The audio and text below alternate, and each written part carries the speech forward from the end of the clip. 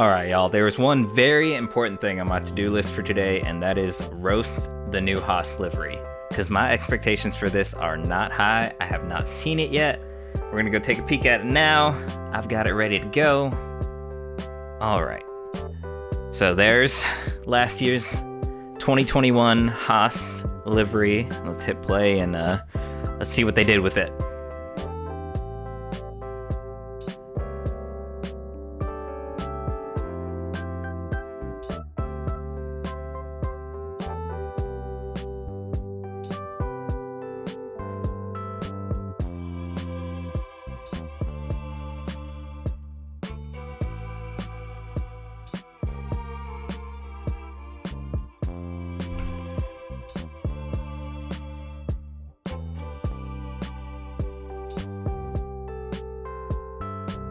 It's the same livery. It's the same thing. They took the last year's livery. They copied and pasted. They just took the old livery and it's the same livery. They just did the same thing.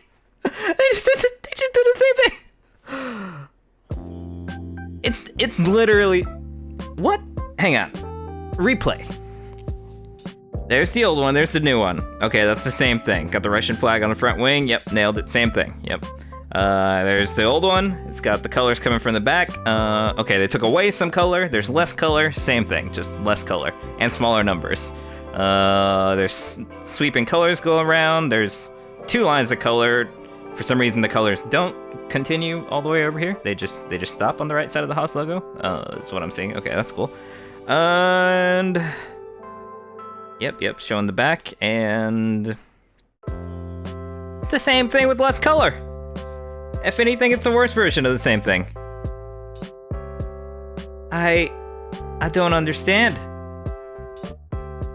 I don't understand. Okay. Let me get my thoughts together here for a second. We're gonna talk about this thing from 2 perspectives here.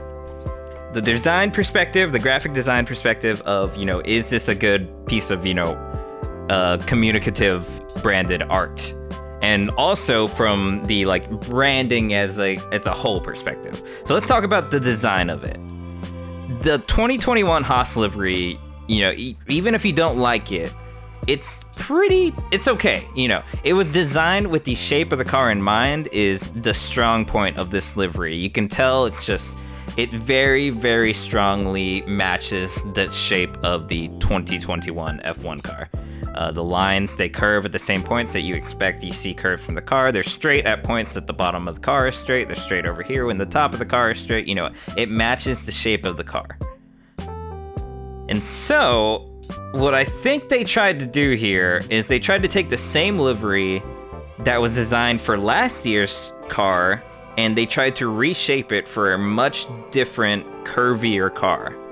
So the lines, they're curved all the way through this time. I still don't understand why they don't continue on this side. I don't understand why they're not as wide as they were on the last one, on the 2022. It looks weird. Even this, where the secondary sponsors are, even the primary sponsor, it all looks strange because they were designed and placed with last year's car shape in mind. And it seems like the vast majority of this livery design is just copied and pasted, and so it looks kind of strange and out of place. The one glaring thing I see about this is this big old chunk of white space right here. I don't understand why you wouldn't fill that up. Well, I guess that white space and the white space on the right of the HAAS logo. Why wouldn't you continue this line all through the body of the car instead of having it randomly curve up from this point? I don't get it. Even the 2021 had this red line that went through the whole body of the car and kind of brought these 2 sweeps of color almost together a little bit in the eye, even if they don't actually meet. It created a nice flow for the whole design. Whereas this one, it's curvier, but it has less flow because there's just all this white space. I don't get it. I don't get it. So from a design perspective, I'm definitely not a fan. It's copied and pasted. It's a worse version of the 2021 design, I think. Then, going on to the branding perspective, if you're HAAS F1 and you've been telling people that the 2021 car was bad because you've been putting all this development into the 2022. You've been putting all of this weight behind this idea that HAAS is going to be a different team with a different car going into 2022. But you don't design a new livery to represent your brand changing? I don't understand that. This is a perfect opportunity to change the livery and identify the car as a different car than last year. You know, last year, the HAAS cars were at P19 and P20 every single race. People are familiar with seeing this livery at the back of the grid. People see this livery and they see the losing car.